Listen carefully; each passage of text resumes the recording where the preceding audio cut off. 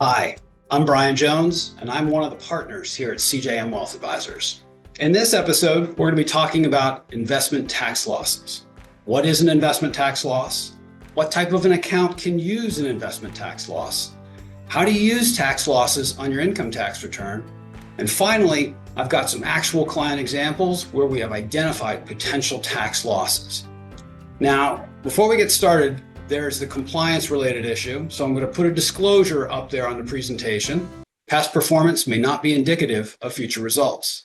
The following is not considered to be investment advice nor a recommendation to buy, sell, nor hold a particular security. Examples shown are for illustrative purposes only. At CJM, we are not CPAs. Please consult your tax advisor directly if you have additional questions or concerns regarding your actual tax liability. Now, from an investment perspective, 2025 has been a real challenge. The first month and a half produced positive returns, but over the last 4 weeks, all the major indices have turned negative.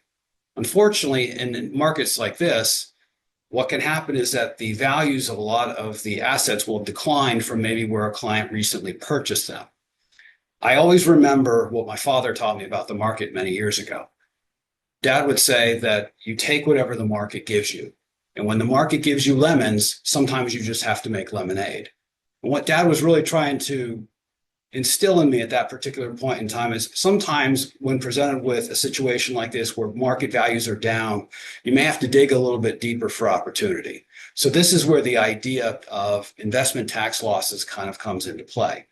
Now, here at CJM, every single quarter, we go through every client's account. We go through every individual account that they have and every single holding. And one of the things that we are always looking for is investment tax losses, because there is an opportunity in there if we can be strategic about claiming the investment tax loss, and then the client has the ability to apply it to the current year tax return under the right set of circumstances. Okay, so first off, we need to note that an investment tax loss arises when an investment is worth less than what you paid for it. So let me show you what I mean by that. You purchase asset XYZ for $400 a share, but it's now worth $250 a share. This represents a $150 tax loss. So this is a great example of what a tax loss is. Okay. Now, what are the types of accounts that you can use an investment tax loss in? The types of accounts we can use this in happen to be taxable accounts. So when I say taxable accounts, I'm talking about an individual account, a joint account, which may be with your partner or spouse, or a trust account. These are really primarily the three accounts that we would be looking at for harvesting tax losses. The types of accounts that do not work for this type of a strategy would be retirement accounts, things like IRA accounts, Roth IRA accounts, 401k plans, 403b plans, your TSP plan. Any type of retirement account, it's really not possible to claim a tax loss on your tax return. It's only in taxable accounts. Okay. So how do we actually claim the tax loss on a tax return? So keeping this, as simple as possible, if you have $30,000 of taxable gains inside your joint account, okay, but you also sold assets during the same calendar year and that generated, let's say, $40,000 in tax losses. Okay, those losses would more than offset the $30,000 in gains. In addition to not having to pay tax on the $30,000, there's an additional $10,000 of losses there. Under current IRS rules, $3,000 of those losses may be applied to the current year tax return, and the additional $7,000 in losses that has not yet been used can actually be used in subsequent years until the loss is completely claimed. This is the beauty of this investment tax loss strategy. It's very simple. But if it's done properly, this can reduce your tax liability, not just in the current year, but also in subsequent years as well. Okay. So that's what I absolutely love about this strategy. We have some real world examples here for you of actual client tax losses. Now, this is a client's trust portfolio.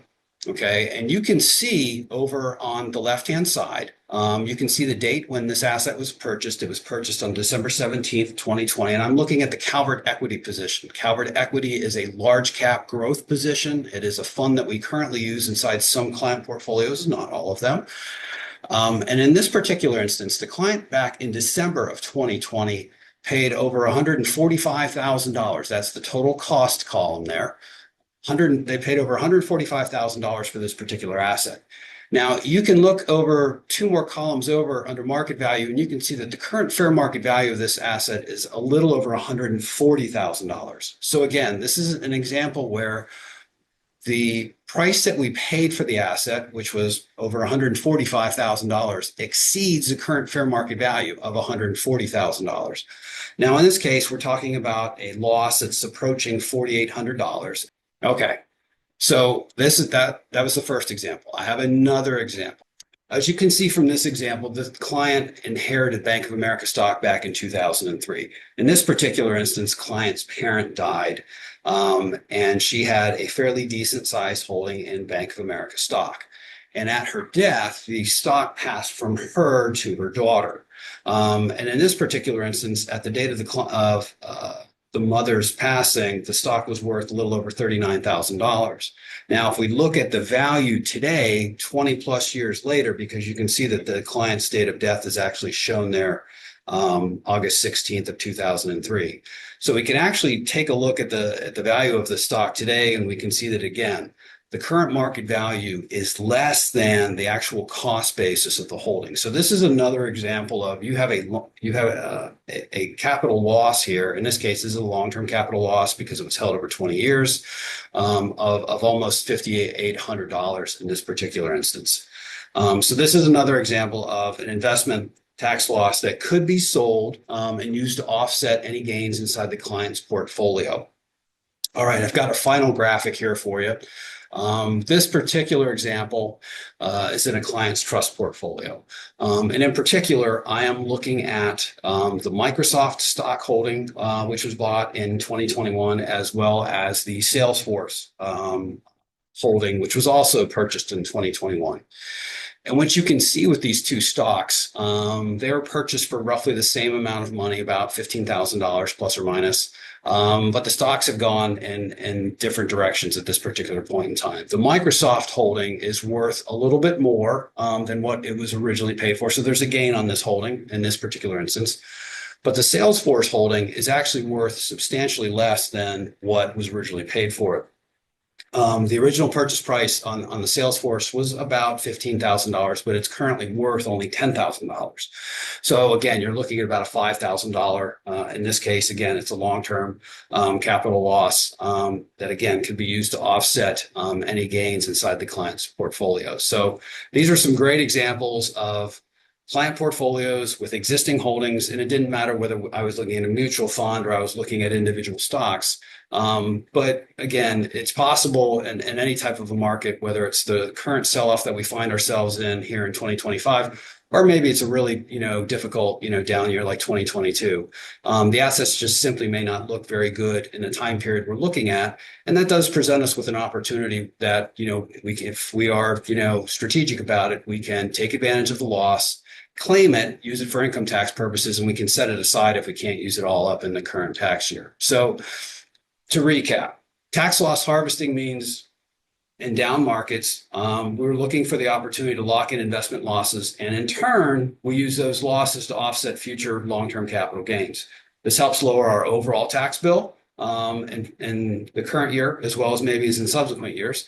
And it just means at the end of the day, you're going to keep more of what you earn, which is how it should be. Now, if you have questions about this presentation or anything you've seen in this video, please do not hesitate to email or give us a call at CJM. We'd be happy to discuss your situation with you at any point. I'm Brian Jones, and I want to thank you for watching.